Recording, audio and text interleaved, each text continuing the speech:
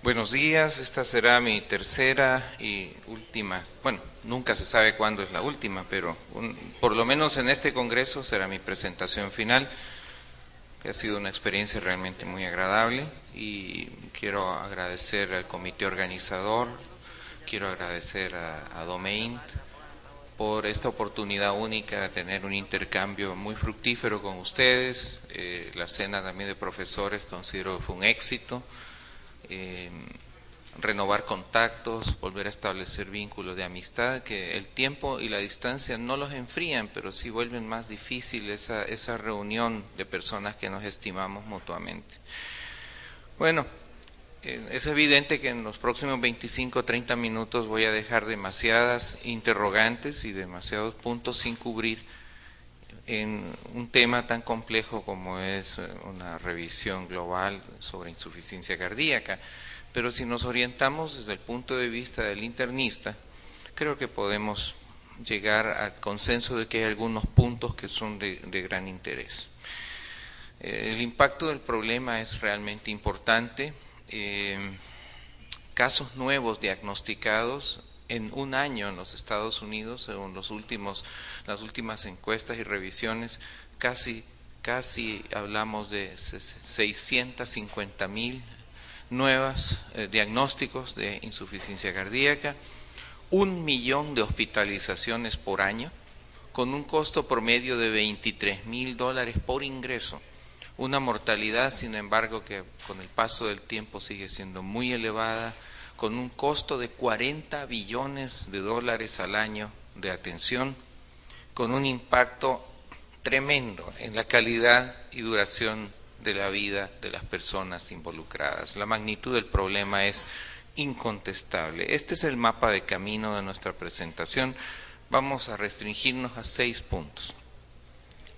La definición y diagnóstico de insuficiencia cardíaca pues es muy traída y llevada, pero hay algunos elementos, entre comillas, nuevos, que a mi juicio, aunque tienen una necesidad clara de ser, estos elementos de juicio pueden complicar un poco la comprensión del clínico que trabaja sobre todo en atención primaria o en medicina interna, porque van agregándose categorías basadas en el criterio de la fracción de eyección o expulsión, como yo prefiero decir. Vamos a hacer una breve revisión del concepto de las causas, sobre todo cuando debemos ser un poquito más acuciosos en la etiología. Revisaremos las guías más recientes para establecer cuáles son las estrategias efectivas en reducción de mortalidad, y aquí voy a hacer un par de señalamientos. Los puntos 4 y 5 no van en un orden como muy lógico, porque en las guías para reducción efectiva de mortalidad voy a mencionar algunas estrategias de intervención de alta tecnología, y en el punto 4, que va después, hablaremos sobre presión arterial y estatus de volumen en el paciente con falla cardíaca. No me gusta ir de la mayor intervención o de más complejidad a la menor, pero hay algunos elementos prácticos para justificar el por qué la conferencia ha sido diseñada de esta manera.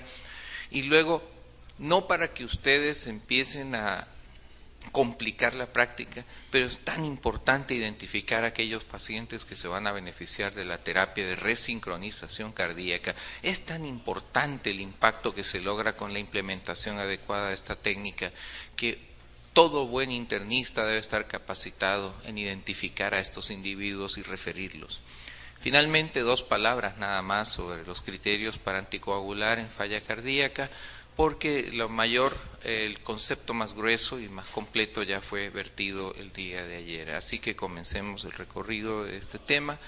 Quiero decirles que el concepto per se no ha cambiado. Hay un desbalance entre las necesidades metabólicas y de flujo de todos los tejidos y lo que el corazón es capaz de aportar sin tener cambios o alteraciones en lo que se refiere a, digámoslo de esta manera, poder bombear de forma efectiva, sin aumento de las presiones de llenado, etcétera, etcétera, tantos elementos para el diagnóstico hemodinámico.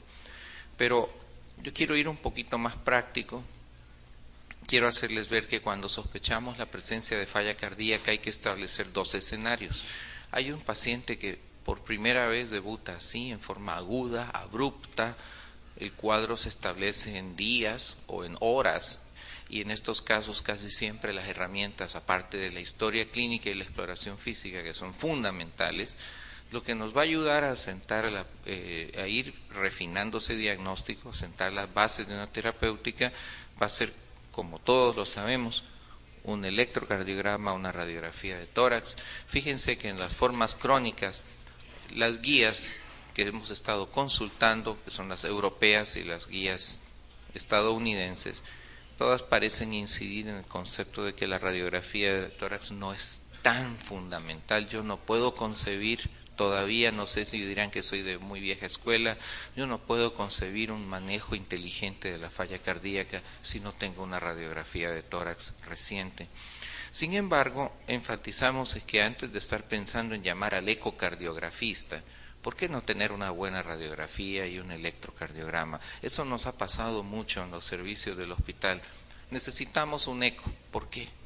Tiene cansancio, se siente mal, la presión está en 100 sobre 60, pero se ve un poquito sudoroso, está un poquito desaturado. Muy bien, ¿cómo está el electro?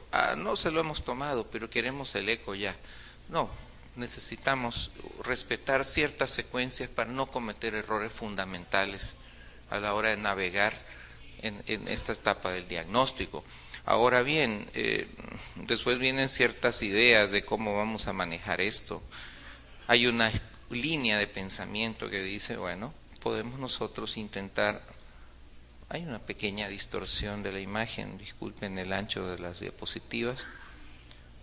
Me gusta que mis clips salgan en forma real, aquí se ve un poco estrecho, pero la idea básica es que ustedes pueden, al tener esta información básica, si hay elementos que hacen pensar que el paciente puede tener falla cardíaca, hagamos eco. Pero otros dicen, bueno, donde no hay servicios de ecocardiografía, o digámoslo, cuando el criterio sugiere que podemos explorar con péptidos natriuréticos, ¿por qué no? Un costo más bajo. Yo sinceramente concibo como ecocardiografista la falla cardíaca como una entidad donde no puede faltar el eco, pero es cierto que en muchos escenarios un ProBNP puede dar la perspectiva para saber si el eco debe hacerse ya o mejor orientarnos en otro sentido, porque un electro normal con un ProBNP normal, por ejemplo, si se utilizara este marcador, hace muy improbable el diagnóstico de falla cardíaca. Y si nosotros lo que estamos tratando de entrada es confirmar nuestra sospecha inicial, que no se trata de falla cardíaca, sino que existe otra condición, pues podría ser. Aún así, hay una alta probabilidad de que si nosotros hemos hecho un diagnóstico clínico de falla cardíaca, encontremos un ProBNP alto, lo cual es redundante para fines de diagnóstico, pero tiene valor pronóstico por lo menos. No es lo mismo tratar una falla cardíaca con un ProBNP de 1000 que con uno de 25.000. Ya hemos tenido casos extremos en nuestra práctica. Pero a la larga, si el electro y el ProBNP apuntan a la anormalidad, necesitaremos el eco. Lo importante es que en un plazo relativamente corto, los británicos gustan de hasta protocolizar hasta el tiempo. En cuestión de muy poco tiempo podamos tener, según las guías NICE dicen que en una forma crónica y la troponina, perdón, el ProBNP está elevado discretamente, pues hay que conseguir un eco antes de 2 semanas, por lo menos en una visión de salud pública. Quiero explicar un concepto que estoy consciente que la mayoría aquí no son cardiólogos, gracias a Dios. La verdad que me decía el doctor Ángel Díaz al escuchar la presentación del doctor Guadalajara, qué maravilloso ser cardiólogo. Sí, Leo, somos un mal necesario, desgraciadamente. Pero, uno de los conceptos clave para la subclasificación de los pacientes con falla cardíaca es este que se llama fracción de eyección, que es un barbarismo, es mejor decir fracción de expulsión.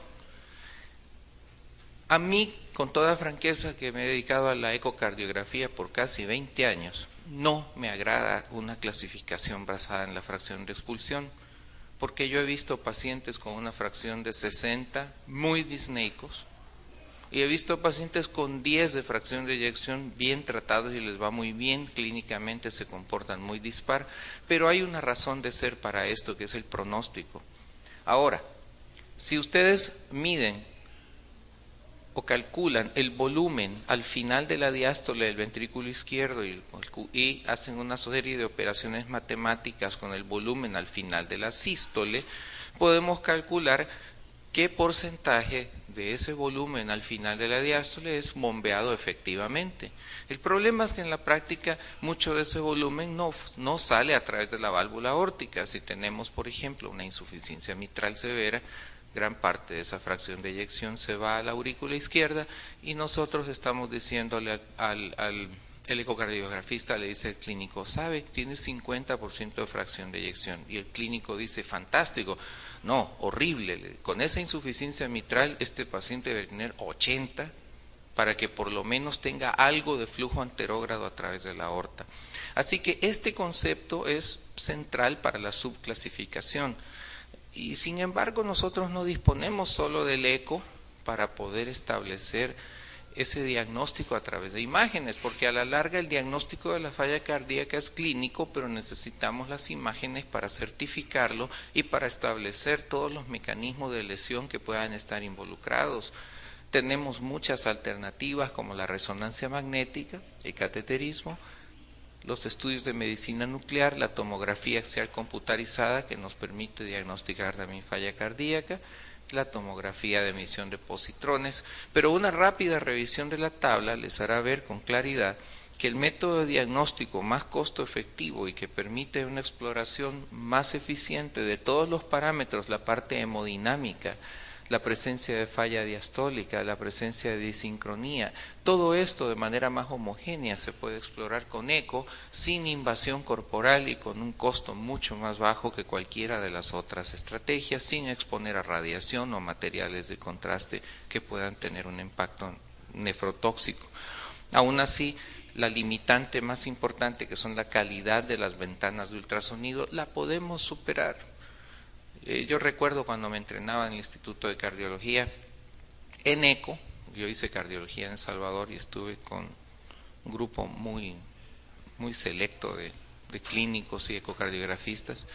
Si no teníamos una imagen satisfactoria, el doctor Vargas Barrón nos decía, no podemos dejar a este paciente sin un diagnóstico definitivo, pongámosle el transesofágico.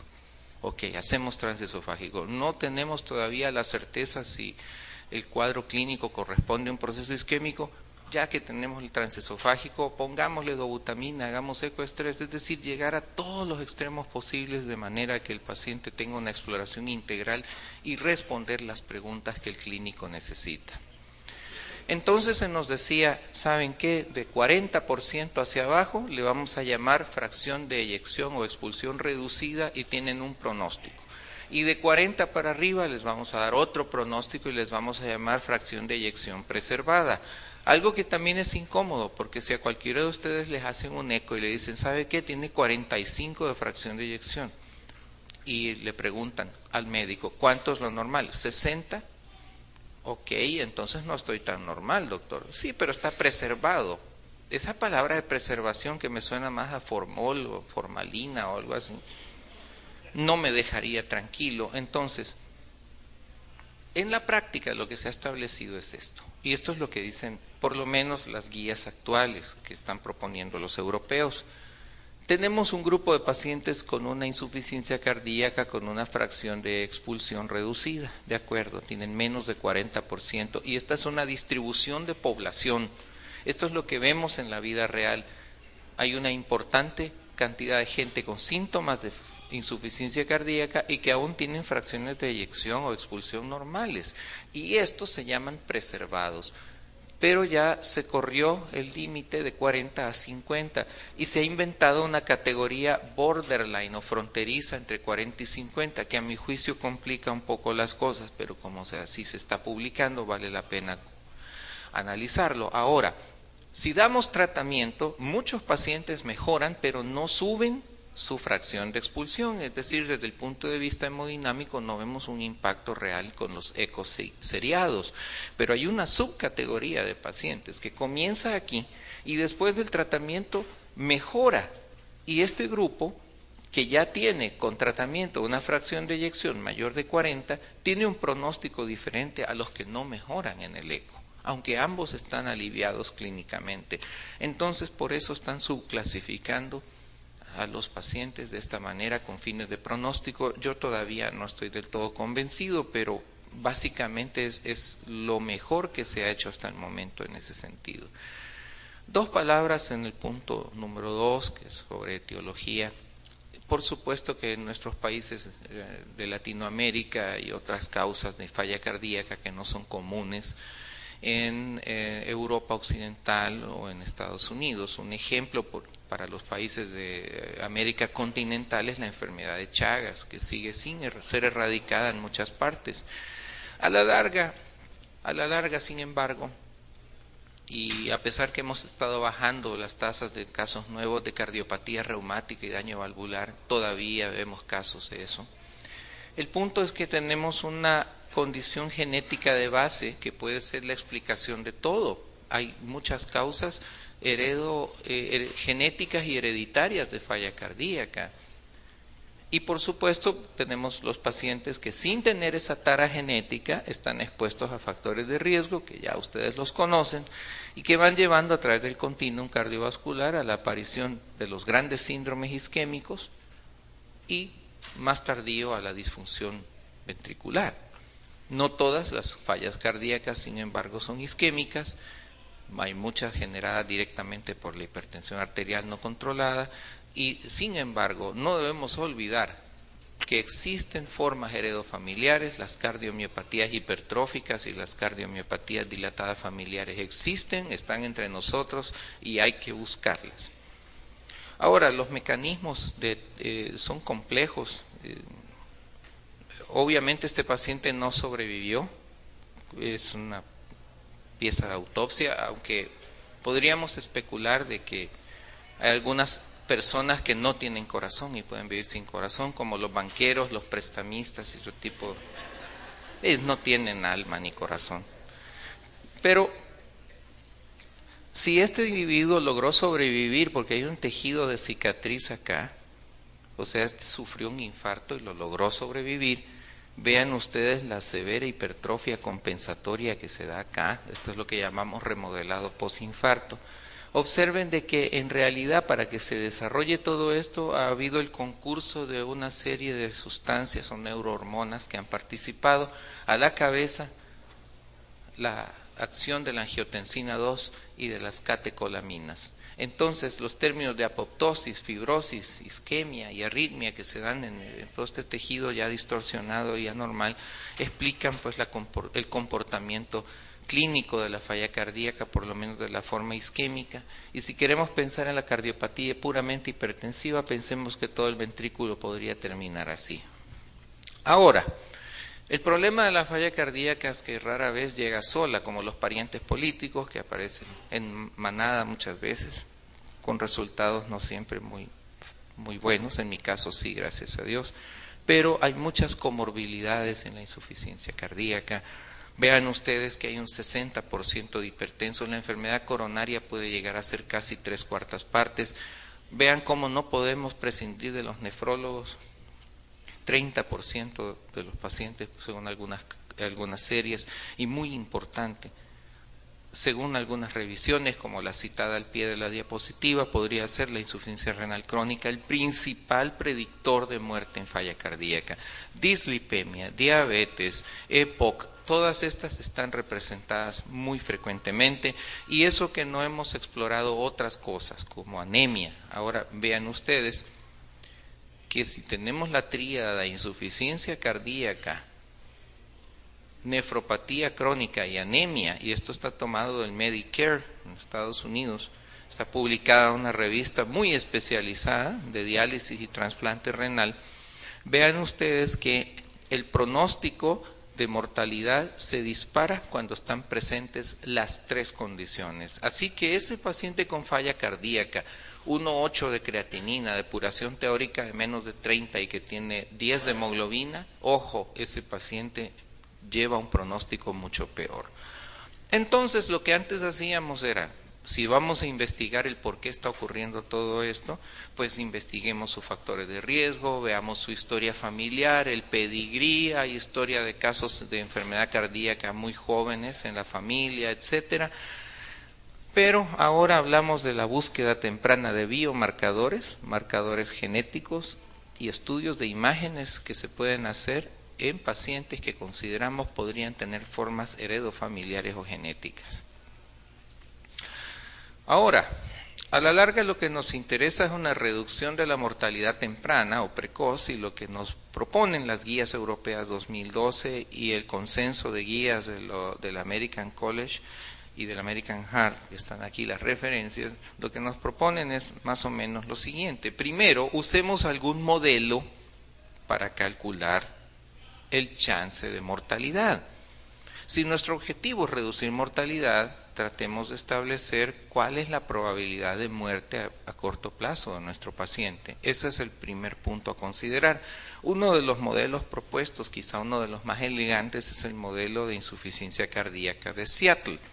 En este modelo hay datos clínicos a considerar, de la historia clínica, medicamentos que el paciente recibe, incluyendo una descripción cuidadosa de qué diuréticos están siendo empleados. Algunos datos de laboratorio llama poderosamente la atención que no está la creatinina sérica, lo cual para mí constituye una de esas cosas difíciles de entender de este modelo.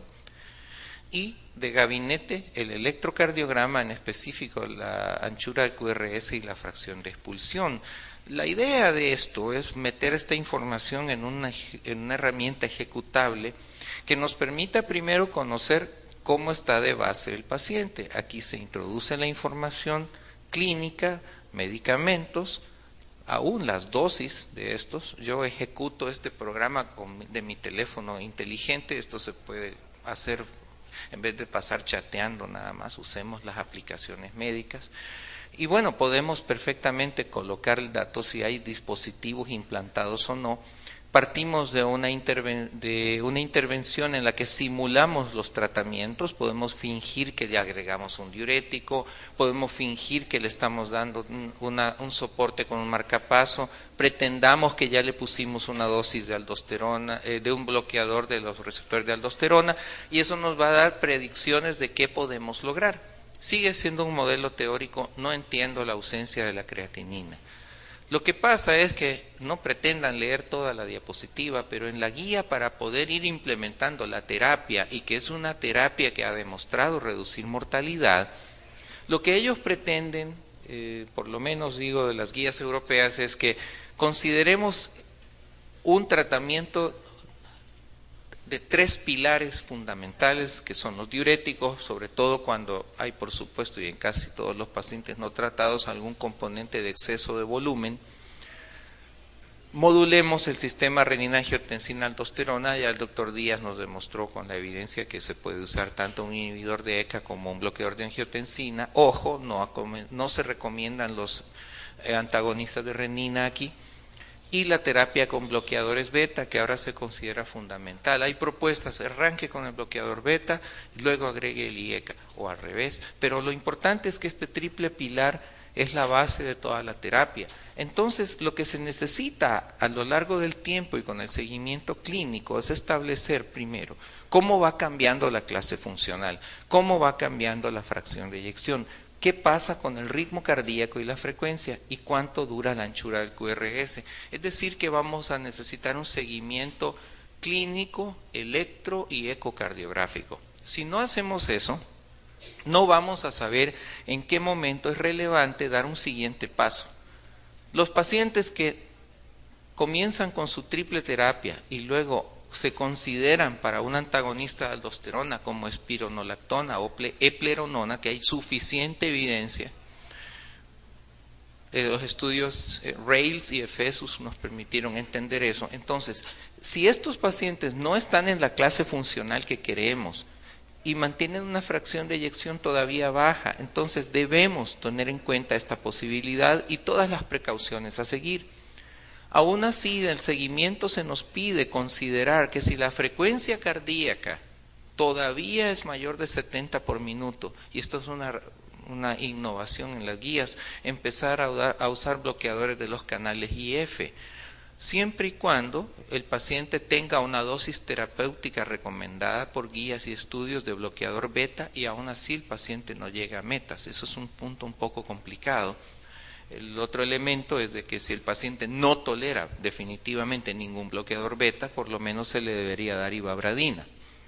Si aún así no tenemos resultados, estos pacientes deberían ser evaluados para terapias más complejas como la terapia de resincronización, los dispositivos de asistencia ventricular que antes eran solo para llevar al paciente a trasplante, hoy tienen otros usos, y por supuesto el mismo trasplante.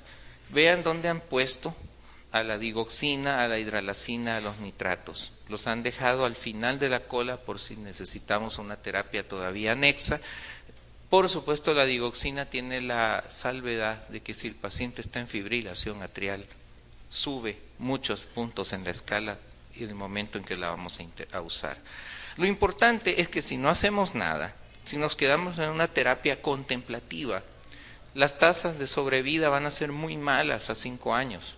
Aún en los surveys británicos se está muriendo la tercera parte de los pacientes en el primer año.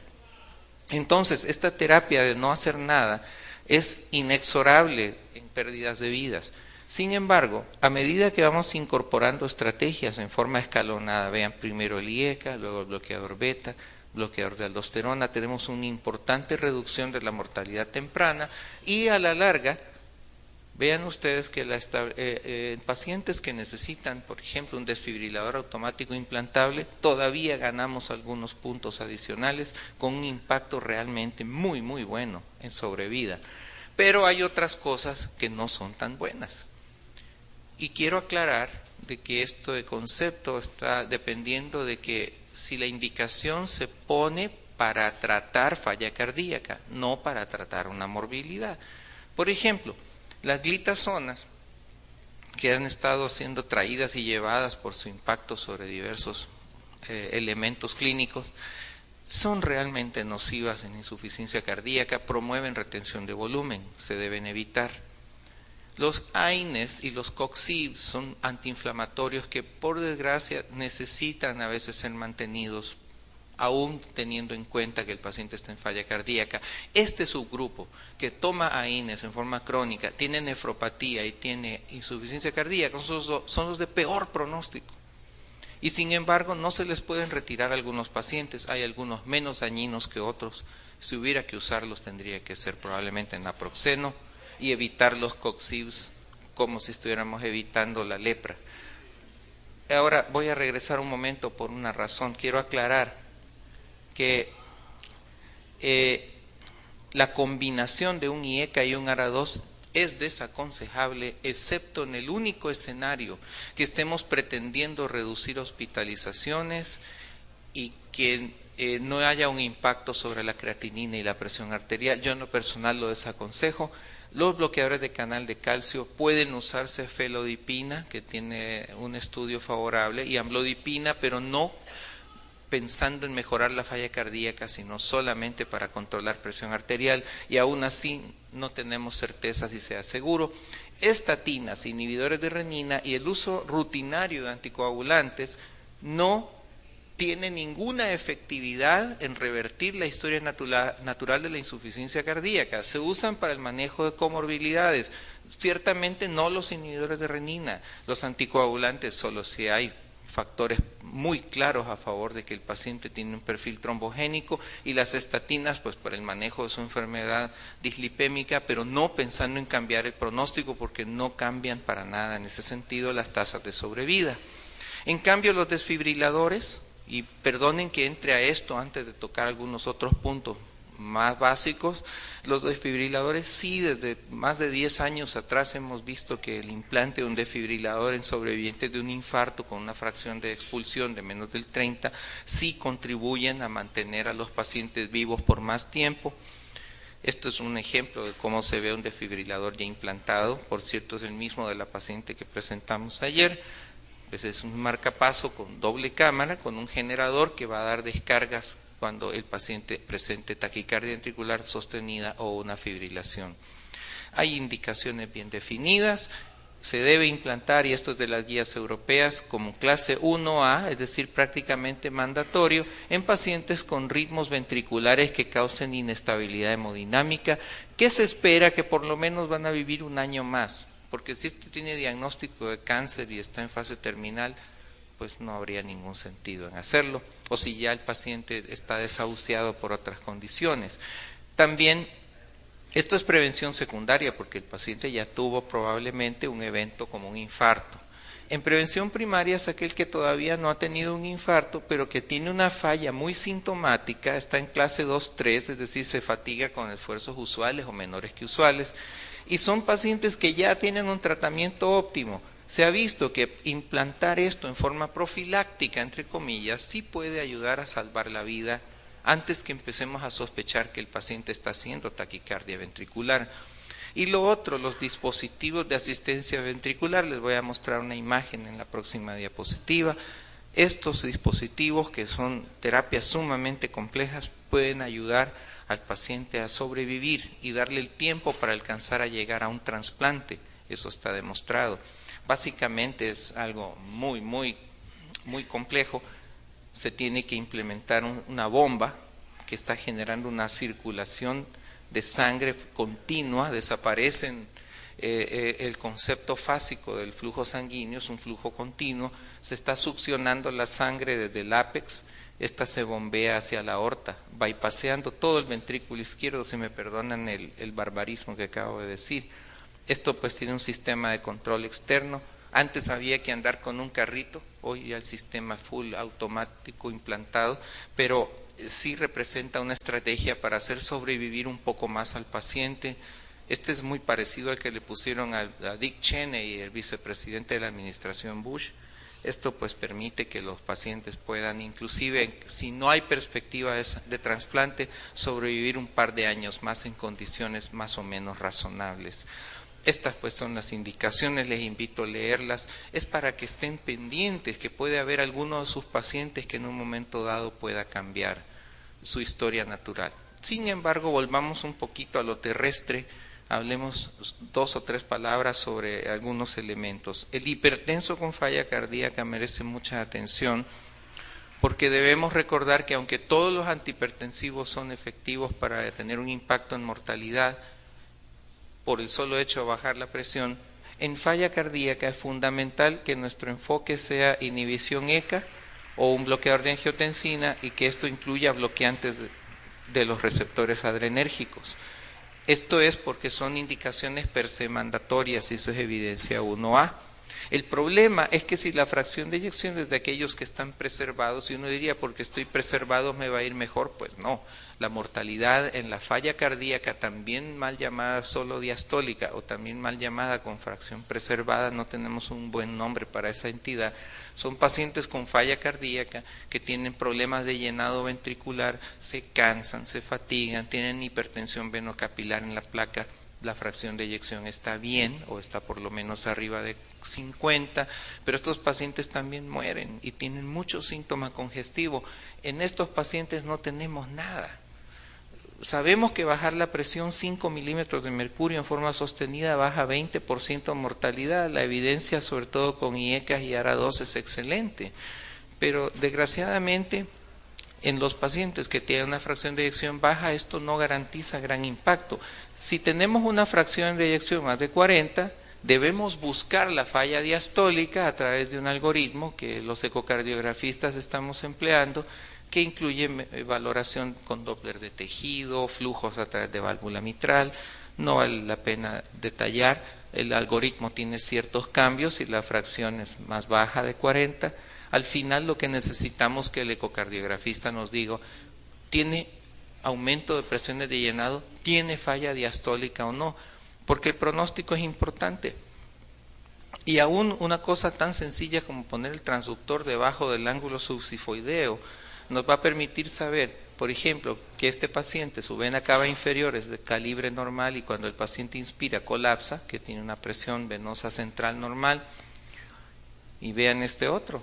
Este paciente tiene una vena cava inferior muy dilatada y el ciclo respiratorio no cambia para nada ese calibre, quiere decir que la presión de llenado está alta. Este es uno de los criterios de diagnóstico también de falla diastólica. Recuerden la conversación de ayer, que si el eco era bueno para estimar presiones de estado de volumen y presión venosa central, aquí está la demostración que sí. Y lo malo es que aquellos que tienen falla diastólica exclusiva, les damos lo que sea y no mejoran, no tienen una repercusión en su mortalidad. El tratamiento con ARA2, por ejemplo, en el estudio CHARM, en el estudio iPreserve con irbesartán, no hay impacto alguno. Lo mismo se repite con estudios como PEP-CHF, etcétera. No voy a seguir nombrando más estudios. Sí, vamos a unas palabras para ir terminando con la resincronización. Estimados amigos, ustedes no van a resincronizar pacientes, pero ustedes los van a identificar. ¿Cómo los van a identificar? Bueno, probablemente los cardiólogos vamos a empezar a trabajar con ciertos estudios muy sofisticados. Por ejemplo, estaríamos haciendo un análisis volumétrico 3D, tiempo real, strain, lo que ustedes quieran. Podemos evaluar sincronía con eco tisular. Pero lo que ustedes como clínicos van a buscar es esto: que el paciente tenga un bloqueo avanzado de rama izquierda. Si los pacientes tienen un bloqueo avanzado de rama izquierda, es decir, más de 120 milisegundos de anchura y un patrón de bloqueo de rama izquierda, es muy probable que estos pacientes se beneficien de la resincronización. Solo un par de palabras antes de ver lo de qué es la resincronización. Si hay un bloqueo de rama izquierda, lo que sucede es que no hay una secuencia temporal apropiada de activación del corazón. Y entonces vean que el ventrículo derecho y el izquierdo no se están activando en una secuencia armónica. Cuando ya se resincronizan usando un tercer cable de marcapaso, ambos ventrículos pueden trabajar de manera más coordinada y eso mejora el pronóstico del paciente. ¿Quiénes se benefician? Los que tienen un ritmo sinusal. Si está en FA no cuenta. Tiene que ser un QRS ancho, tener un tratamiento óptimo según las guías, aún así estar en una clase funcional que no sea la mejor, que es la clase 1, es decir, son pacientes que siguen teniendo disnea de ejercicio, la fracción de expulsión sigue siendo baja,